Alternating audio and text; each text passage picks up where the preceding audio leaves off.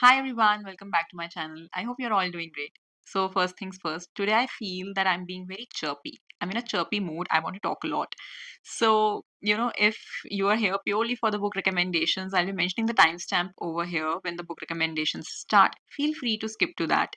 But obviously, I would love it if you just join me and listen to what I have to say because honestly, I love this time when I'm filming my YouTube videos because it genuinely feels like, I'm just through this screen, I'm talking to other book lovers and sharing our mutual, love and appreciation for books. So, getting to the video, by the title that today I'm discussing my top five fiction books of all time. Now, next year, I'll be completing 10 years of this YouTube channel. So, in these 10 years, and even, since before that, I've of course read a lot of fiction novels. Some of them have been good, some were bad, some weren't great, but this has been very difficult to boil it down to just top five.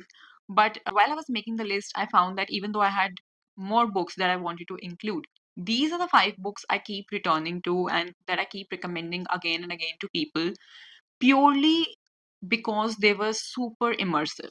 By which I mean, when I was reading these novels, I was absolutely disconnected from my reality and just lost in the world of the novel, which I think is why I, at least, read fiction. I love to just forget about, my real life, my circumstances, my problems, whatever, and just be somewhere else for a little while. So these are the five books that did it for me. Now, most of these books have sad and tragic endings that ended up, making me cry. But I think that's the thing about me as a book lover. I think I seek books that can break my heart. People too, but let's not go there. So, but these books, as sad as they might be, they are still like literary masterpieces, I would say. And I would love for you to read them yourself.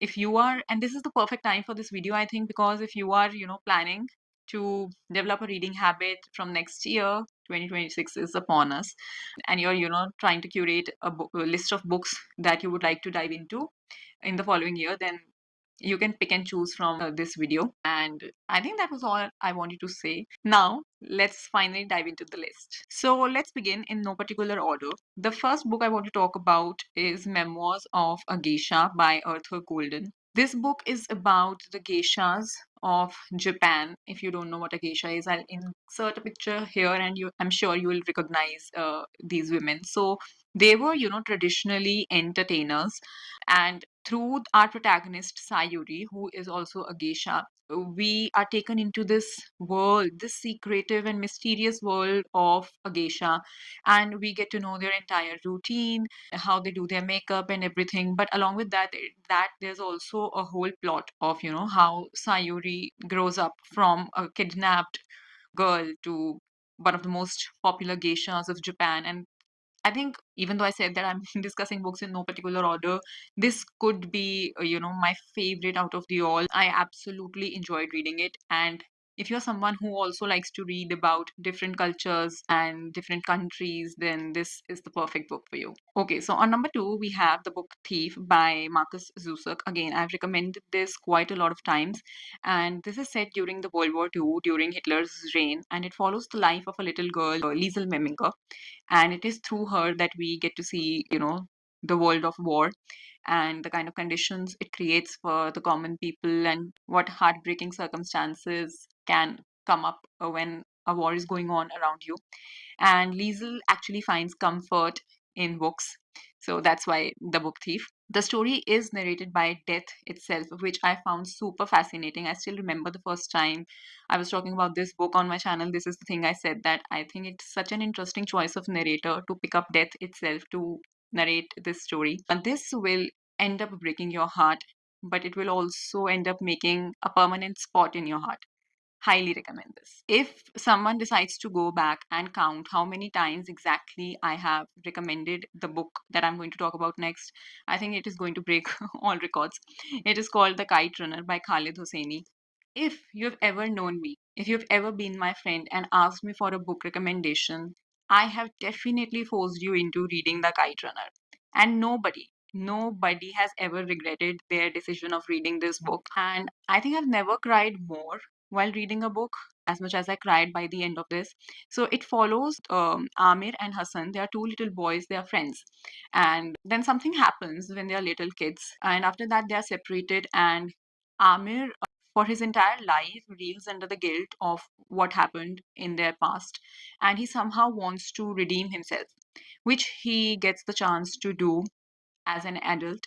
The story is set in Afghanistan, so it also explores the national conditions of the country, which again makes a very interesting tangent other than the central story itself. And by the time you reach the end of this book, I'm telling you, it's a sob fest. You're gonna have tears rolling down your eyes. But once again, I'm sure this story is going to stay with you forever. This is hands down Hosseini's best work. So the next book is for those people who love big books like me, and also for those people who've always wanted to venture into reading bigger books, lengthier books, but they are intimidated.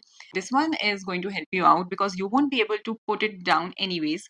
It is called Gone with the Wind by Margaret Mitchell. It's an American classic and rightly so. So it's set during the American Civil War, and our heroine is Scarlett O'Hara, who's, a pampered, spoiled, rich brat. She's pretty. Boys are always around her. She's got everything she's ever wanted. But then the war happens, and as is war's nature, it shows everyone the raw reality. It shows it kind of as destructive as war is, it's also quite leveling. That is what happens to Scarlet as well. And she kind of, war forces her to see the real world, come out of her dreamy bubble. And what you will expect from a spoiled, rich, pampered girl is that, of course, she will find it very hard to deal with those kind of situations. But it was lovely to see how Scarlett, even though, of course, she finds it very uncomfortable to deal with this new reality, it's amazing to see Scarlett develop as a character, and the world building in the book is brilliant as well. We also have one of the most charming men of literature in this book, at least in my opinion, which is Red Butler. And he's no hero. And he's also no villain. So he's a very morally grey character whom I fell in love with that man, truly. I don't fall in love with fictional men that often.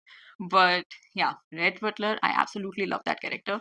And of course, there's a love story between Scarlett and Red, but it's also not a simple, straightforward love story. So you're going to have lots of fun while reading this book. It's going to take you on a roller coaster ride of emotions.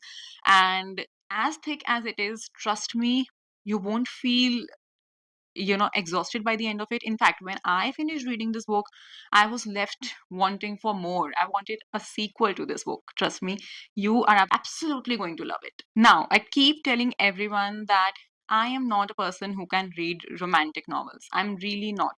And a few months ago, I tried venturing into the genre because everyone was just raving about It Ends With Us, and it gave me trauma, literal trauma, that that is what people are calling romance. Anyways, I think I have some personal beef with that book. That's how much I dislike it.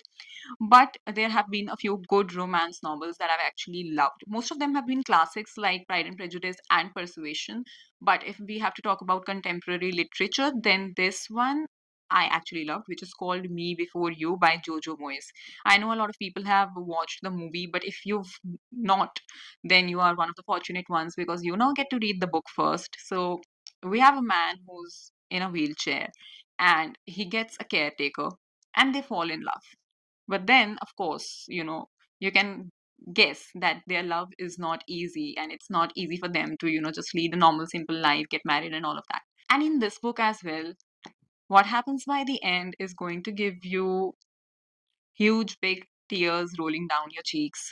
But you're also going to fall in love with the main characters, and this is still a very cute and sweet love story.